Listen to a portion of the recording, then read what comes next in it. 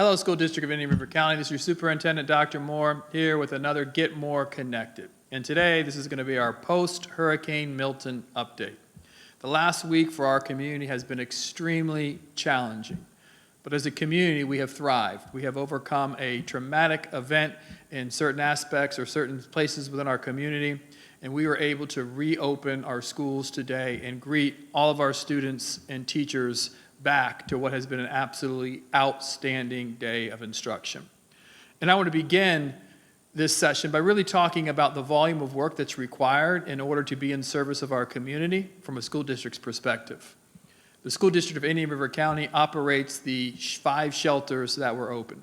We are able to serve approximately 700 of our community members who needed our schools to be open so we can provide shelter for them. It was extremely hard to open these shelters. We have to bring in the cots. We have to relocate food. We have to organize the buildings to receive the guests who come in and stay. So this is all done by our principals and support staff. The volume of work just to be ready to greet our members of our community is absolutely tremendous. Keeping in mind, we don't know how many folks are actually going to show up to our shelters. We spent most of Tuesday of last week preparing to be ready to have the food, have security, have everything ready. And we were open at 2 p.m. on Thursday. Following the storm and hosting the 700 people in individual shelters, we then have to break down the shelters, which is to pick up the cots, have everything brought back to the warehouse, and make sure everyone who is staying in the shelters had an opportunity to assess where they were going, whether it was to another location or to their home based on the damage. We also want to thank our principals. We are able to send them out Thursday afternoon actually, to go in and assess the damage of their schools. And by Thursday evening, we had a full assessment that let us know there was going to be a significant amount of work that had to be done to make sure our schools were ready to open. We had 8 schools that did not have power throughout the storm, and all of the ACs were down. So as a result of some hardworking individuals and a number of partnerships that we'll talk through, we were able to open today. We were able to make sure the schools were clean, the debris, the tree damage was picked up. Thankfully, our buildings fared very, very, very well. The volume of work was significant. We weren't sure that we were going to have power in 3 of our schools. Obviously, today we did have power in all of our schools, but we made the extra step and create the plans just in case we didn't have power because we knew how important it was for our community to be open today. So we made plans that thankfully we didn't have to implement because all of our schools had power. Every single school in which power was down, we went in, sanitized the entire school. If power was down, we had to reset all of the air handlers, turn back on all of the IT technology to make sure we were able to receive our schools. Our support staff, our mechanics, our plumbers, our electricians, our school administrators. We did not finish setting up for the opening of schools today until about 8 p.m. last night. And these are individuals who went and left their families to make sure that our school system was open today. And I cannot thank them enough for their sacrifice and their willingness to serve this community to make sure that our district was able to open up today, fully staffed and ready to go. And when you look at our operation today, our attendance was about 0.5% down than it was on a typical Monday. So we're very excited about that. Our teachers showed up even though many of them were without power, no internet, houses in certain levels of disarray. They were here today for our students. I can't thank them enough for once again putting their personal experience to the side to show up for our students. Our buses ran this morning 100% on time. That is absolutely amazing when you look at the volume of debris still spread throughout our community.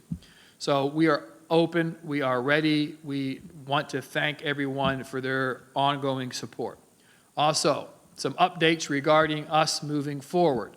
When you look at the screen now, you'll see that we are extending the opportunity for the submission of work and the grading of work for the first 9 weeks. That will go through Friday of this week, October 18th. The closing of the first 9 weeks of school was last Friday when we were out for a week. So we want every student to have the opportunity to turn in work that's yet to be turned in, and we want to provide enough time for our teachers to grade it so we can make sure that all that work is entered and we are accurately capturing the progress of our students for the first 9 weeks. So that will extend that for that first Friday. Also, one of the innovative things that we did in creating our contract was to identify pre-days that we would use to make up school if we were able to lose time as a result of a hurricane. We are going to use the December 19th and 20th. Those were modified days. We will make those full instructional days to recapture some of the instructional time that is lost. That is the only time that we're going to need to make up time.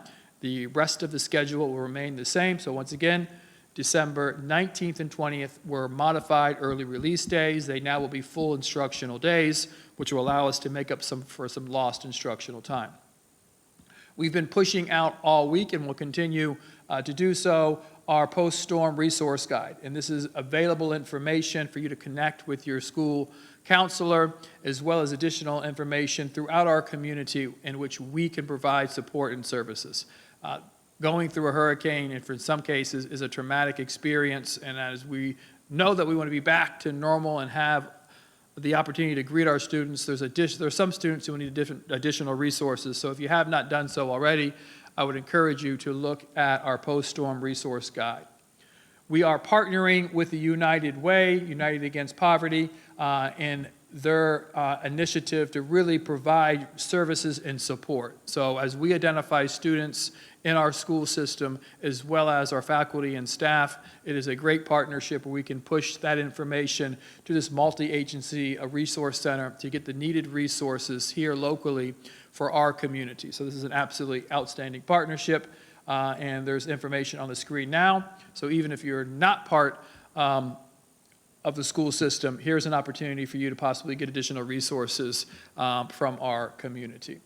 So once again, from a superintendent's perspective, it has been a very, very hard week. But I am so thankful for the individuals that I have the opportunity to do this work with, because at every single turn, the response was, let's do whatever we need to do to be in service of our community, to keep them informed, and make sure we can get back to normal as soon as possible. And the fact that we are able to greet our students back in school today is nothing short of a miracle. So thank you, faculty, staff, principals, the entire community. We really showed what it is to live in Indian River County over the course of the last week. Thank you, and have a great day.